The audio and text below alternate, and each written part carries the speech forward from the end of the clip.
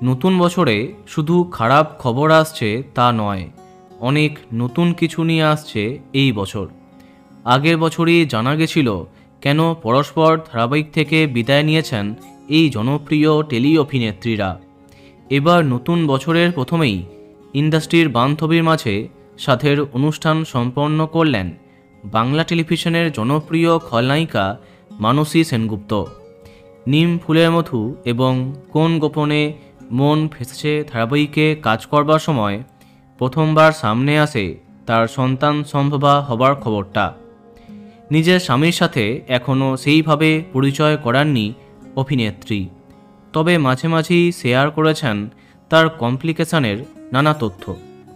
সম্প্রতি নিম ফুলের মধুর তারকাদের মাঝে সম্পন্ন হল মানসীর সাথের অনুষ্ঠান। অনেক ছবি সামনে এলো। অরিজিতা মুখার্জি, পল্লবী শর্মা সহ সবাইকেই দেখা যায়। অন্যদিকে জগদ্ধাত্রীর পরে টেলিভিশনকে বিদায় দিয়েছিলেন রূপসা চ্যাটার্জি। রেজিস্ট্রি হবার পরেও আনুষ্ঠানিক বিয়ের আগে মা হওয়া নিয়ে অনেক কটাক্ষের শিকার হন তিনি। তবে বর্তমানে সেসবকে পিছনে ফেলে প্রথম সন্তানের অপেক্ষা করছেন এই দম্পতি। সম্প্রতি সন্তান গর্ভে নিয়ে বেশ কিছু ফটোশ্যুট করেছেন এই কাপেল, যা দেখে অনেকেই চমকে গেছে। সকলেই প্রার্থনা করেছেন তাদের জন্য। তাদের উভয়কেই আমাদের পক্ষ থেকে অনেক শুভেচ্ছা।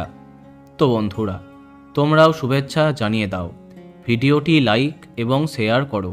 এই রকম আরও অনেক ভিডিও পেতে সাবস্ক্রাইব কারেন্ট বস। ধন্যবাদ।